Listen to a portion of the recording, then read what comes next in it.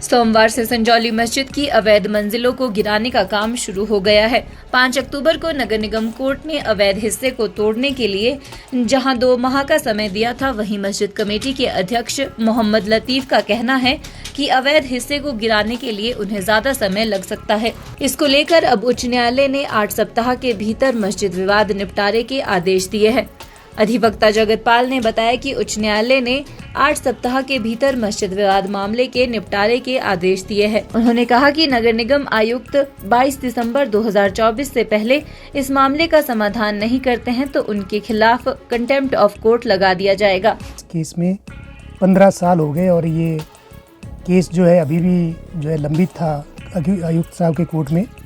तो हमने जो रिट की थी उसका number 11,700/2024 on behalf of the local residents ये हमने दायर की थी, जो आज माननीय हाई कोर्ट में विचाराधीन थी और जिसके ऊपर जब डिटेल्ड आज आर्गूमेंट हुआ तो हाई कोर्ट ने हमारी रिट को अलाउ करते हुए आयुक्त को ये डायरेक्शन दी है कि इस केस जो मेन केस है, केस नंबर 824/AP/2010, इस मेन केस को 8 हफ्ते के अंदर डिसाइड करें फाइनली, और साथ में जो स्टेक होल्डर्स हैं उन स्टेक होल्डर्स को भी आप नोटिस जारी करें इस केस की सुनवाई करने से पहले। तो कुल मिलाकर के जो आज हाई कोर्ट का जो ऑर्डर आया है उस ऑर्डर के मुताबिक 22 दिसंबर से पहले कमिश्नर साहब को इस केस की जो प्रोसीडिंग है वो कंक्लूड करनी पड़ेगी, और अगर कमिश्नर साहब इस केस की जो प्रोसीडिंग है उसको कंक्लूड नहीं करते हैं 22 दिसंबर 2024 से पहले, तो कमिश्नर साहब के खिलाफ कंटेम्प्ट ऑफ कोर्ट भी किया जा सकता है। लेकिन मुझे लगता है कि अब वो 22 दिसंबर से पहले इस केस का जो निपटारा है वो पूर्ण रूप से हो जाएगा। वहीं देवभूमि संघर्ष समिति के संयोजक भरत भूषण ने कहा कि स्थानीय लोगों की ओर से संजौली में हुए अवैध निर्माण को लेकर उच्च न्यायालय में याचिका दी गई। उच्च न्यायालय ने याचिका स्वीकार करते हुए नगर निगम अदालत को 8 हफ्तों के भीतर मामले का निपटारा करने के आदेश दिए हैं।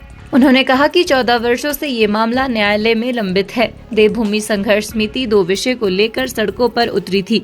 इसमें प्रदेश में हो रहे अतिक्रमण और अवैध निर्माण के साथ प्रदेश में आ रहे बाहरी लोगों के पंजीकरण का मुद्दा था। उन्होंने कहा कि जब तक दोनों मामलों पर प्रशासन संतोषजनक कार्रवाई नहीं करता तब तक देवभूमि संघर्ष समिति संघर्षरत रहेगी। उन्होंने कहा कि मस्जिद गिराने के लिए मस्जिद कमेटी के पास साधन का अभाव है तो वे न्यायालय के समक्ष अपनी बात रखें। पिछले कल ही हमारे अधिवक्ता जगत पाल जी और पारुल इन दोनों ने हाई कोर्ट में एक पिटीशन फाइल की कि कोर्ट एक सीमा अवधि तय करे इस केस के निपटारे की। 2010 से लेके 2024 होगी, आज 15 सालें होगी, इस केस का निपटारा नहीं हो रहा। माननीय न्यायालय ने बड़े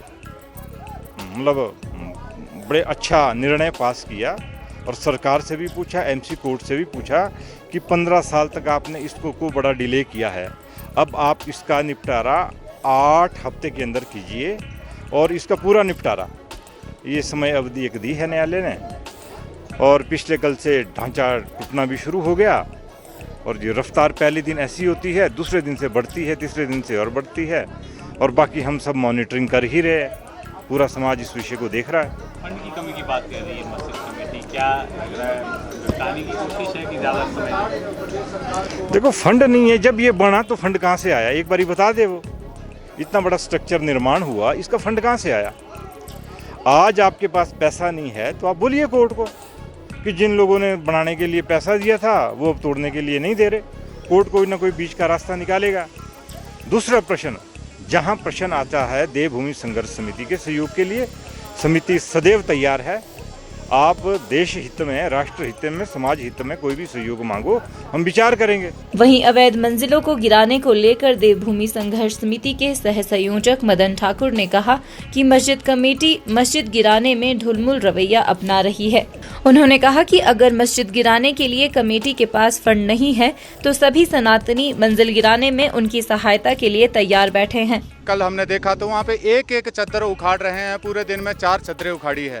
परंतु मैं प्रशासन और सरकार से निवेदन करूंगा कि जिस प्रकार से यदि आप ढील ढवैया रवैया आप अपना रहे हैं वो समाज देख रहा है।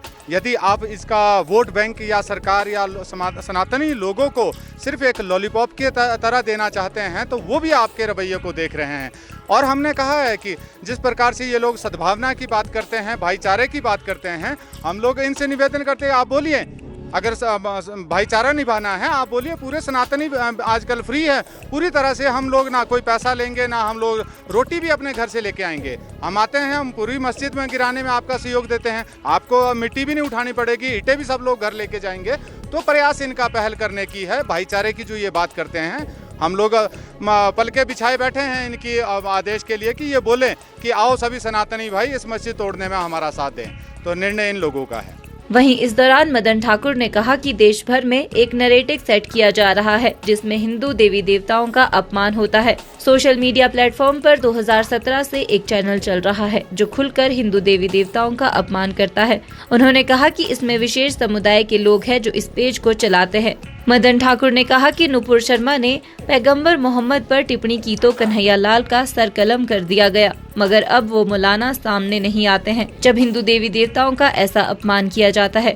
मदन ठाकुर ने आरोप लगाया है कि इसमें भारत के साथ साथ बाहरी मुस्लिम देशों के लोग भी शामिल है। देखिए, एक सत्य की खोज करके एक पेज है जो 2017 से शुरू हुआ और उसमें निरंतर इस प्रकार की अभद्र टिप्पणियां उस पर की जा रही है, हमारी देवी देवताओं के ऊपर, मतलब असहनीय है। आप अगर उसको देखेंगे, एकांत में बैठ के देखेंगे तो पूरे दिन दिमाग खराब करने वाली बातें हैं। परंतु ये चला कौन रहा है, इसको अगर भारतीय लोग इसमें सम्मिलित है, क्योंकि मैं रात को देख रहा कम से कम 15 से 20 लोग यूपी, पश्चिम बंगाल, ये लोग, और ये सभी लोग मुसलमान कम्युनिटी से आते हैं। इनको मोटिव क्या है? जब इनके पैगंबर के लिए कोई बात करता है तो ये लोग सर तन से जुदा की बात करते हैं। आज मैं इनके मुल्ला मौलानाओं से पूछना चाहता हूं कि आज वो आपकी जुबान कहां गई? क्योंकि ये बीमारी है, ये कैंसर से भी भयानक बीमारी है। इसको जितना जल्दी हो सके हमें दूर करना पड़ेगा। हमें शुरुआत हिमाचल प्रदेश से की है, आर्थिक बहिष्कार भी करेंगे, और जो राजनीतिक दल इन लोगों को शरण दे रही है उसका सामाजिक और राजनीतिक बहिष्कार भी करेंगे। और आपके माध्यम से सभी से निवेदन करेंगे कि ये बीमारी है, कैंसर को शरीर में नहीं रखा जाता, इसको अलग किया जाएगा और करना पड़ेगा। और जो ये सनातन समाज के ऊपर जो थोपा गया कैंसर है, इसको बहुत जल्द हम लोग हिमाचल से शुरू करेंगे और पूरे देश में वो माहौल बनता जाएगा और आप सभी के सामने उसके नतीजे आएंगे। हिमाचल न्यूज़ 24/7 के लिए शिमला से सपना शर्मा की रिपोर्ट।